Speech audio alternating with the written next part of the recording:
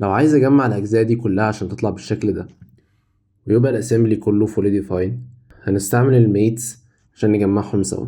الاجزاء عندي كلها معمول لها انسيرت في الفضاء بشكل عشوائي وكلهم اندر ديفاين من علامة السالب، بس في واحد فيكسد. اول معلومة لازم نعرفها ان اي جزء فولي ديفاين مينفعش تعمل عليه ميت، والفيكسد بارت يعتبر فولي ديفاين فمش محتاجين نعمل معاه حاجة. من تاب اسمبلي هنفعل امر ميت، هيظهر لي كذا نوع من انواع الميتس. خلينا مركزين في ستاندرد ميتس. الميت بتطلب منك تحدد جزئين في تو بارتس مختلفين عشان يربط البارتس من الجزئين دول.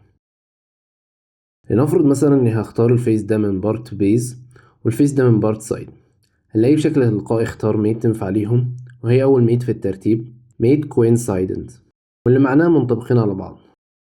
مش متاح ليك تختار الميتس اللي البرنامج مش سامح بيها حسب اختيارك للتو فيسز دول. انا عايزهم في عكس الاتجاه، فهدوس هنا عشان يعكس اتجاه اي ميت انا عاملها، بعدين ادوس اوكي.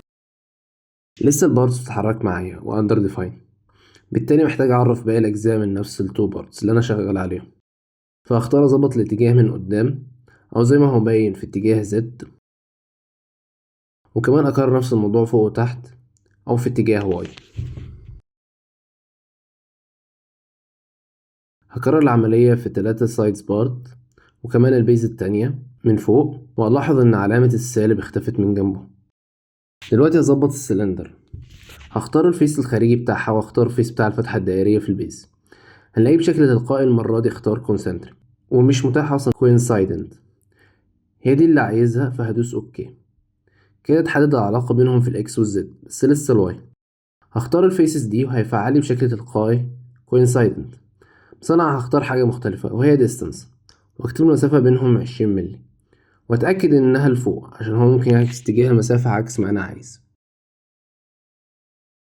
دلوقتي فاضل سكرين، هختار الفيس ده مع الفيس ده عشان احددهم في الاتجاه ده. هختار برضو الفيس ده مع الفيس ده وهختار باراليل المرة دي عشان انا عايزهم موازيين بس مش لازقين في بعض.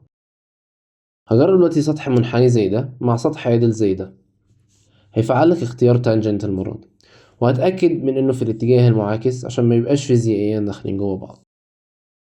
لسه قابل للحركة. هنا نقدر نستعمل بلين مع بلين.